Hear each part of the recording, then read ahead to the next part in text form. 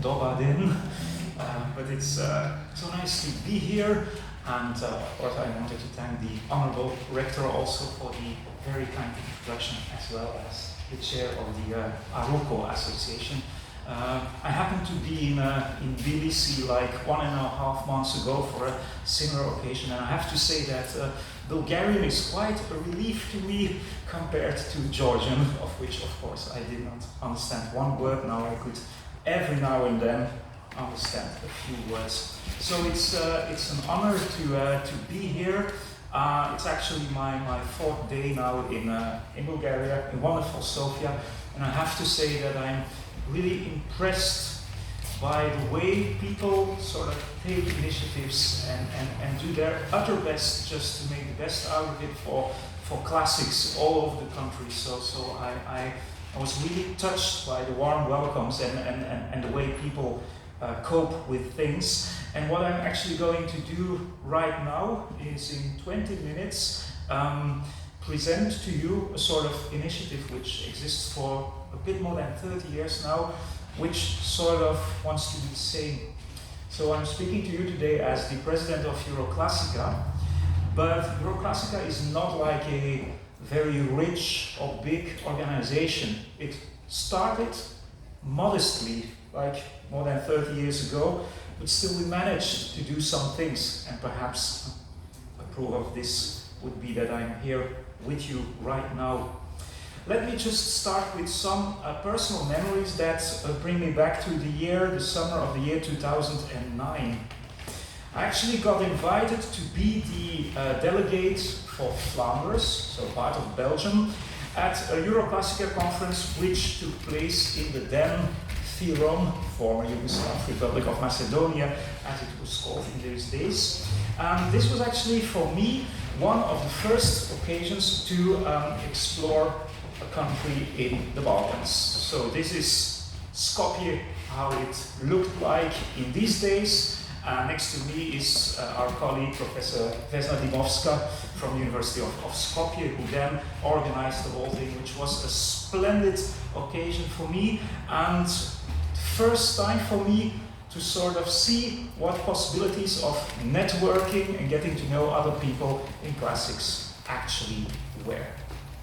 Okay, so I got kind of motivated by it, and I was a participant of most of the other conferences, yearly conferences of Euroclassica that took place. So I'm not going to read through the whole list now, but you can see that we have a sort of established and a nice tradition, only interrupted 1 year. So in 2020 we had to go online for reasons you may guess. In 2021 we started again in a Balkan country, so we went to both Bosnia and Croatia, Split and Mostar, and our last conference last year was in Cyprus, in Nicosia. This year we will gather end of August in Germany, in Jena. What do we do on these annual conferences? Well, it's an annual event, and I would say that the most important thing is really bringing people with a heart for classics together. Really, that's why we didn't want to continue with only Zoom meetings. The most important are the informal contacts. The informal contacts between teachers and academics. That's the thing I'd like to stress very much. Euroclassica is not only for university professors, it's not only for teachers. It's really a combination of both. And the one field enriches the other and vice versa. And mostly, we managed to have people coming from, let's say, between 15 and 20 countries all over Europe. What do we do? Each annual conference of course, has its own theme, which means that there are lectures about this theme, that there are workshops. It is, in fact, a sort of what we call continuing professional education. So we also give certificates, so when teachers come, afterwards they get a sort of certificate that they have been part of this educational program. Each year, this is more official, I won't explain too much about this now, but each year we also have our General Assembly, which basically means that from each country there's one delegate being there, and then if there needs to be votes or if there need to be official decisions for the organization, that happens in the Senate, if you want to, or the General Assembly. Each year we also have like marvelous cultural trips. If you do classics, that is a thing that really belongs to it. So every single year there will be trips that show how classical languages, classical culture is living in that particular country that we are visiting. And each year we also have like small book fairs where we sort of present new publications. There's much more. And these are all sort of personal initiatives. Again, so no one is obliged to do this, but it happens each single year. We have a few of our so-called academias. The Ameriki Academia on the island of Chios has recently celebrated its 30th birthday.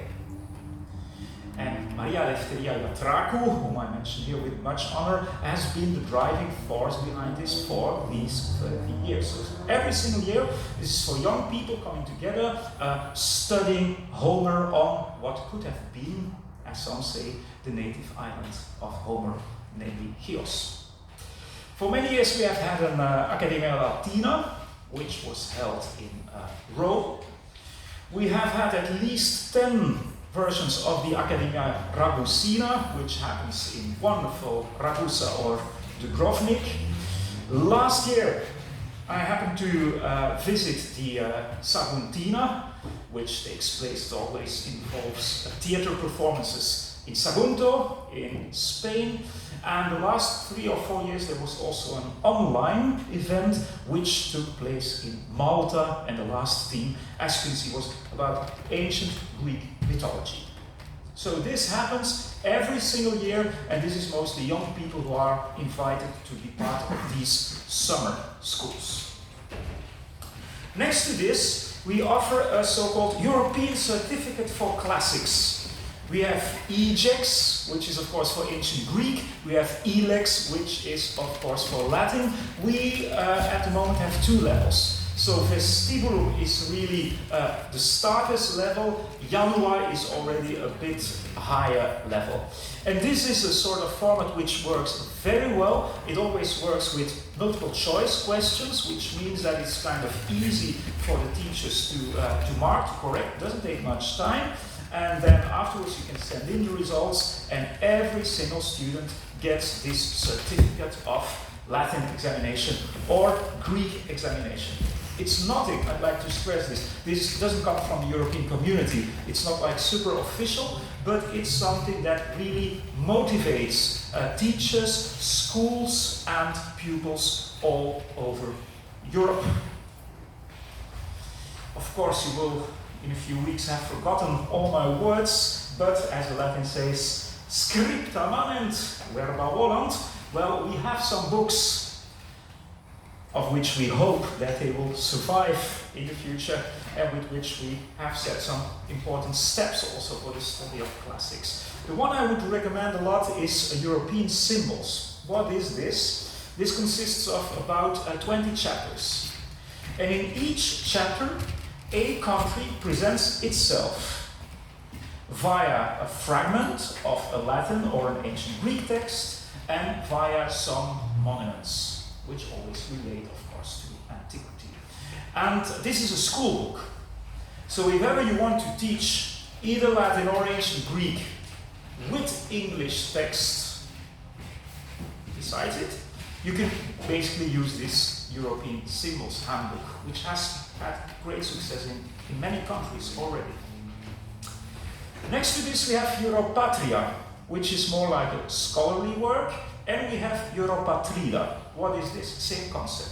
Europatria sort of presents the country with a more profound study of the Latin tradition of that country. Europatrida does the same, but for the ancient Greek tradition. These books, I will show you later on, also exist online, in free online versions now, so you can basically just use them whenever you want to read a chapter. They're all written either in English or in French.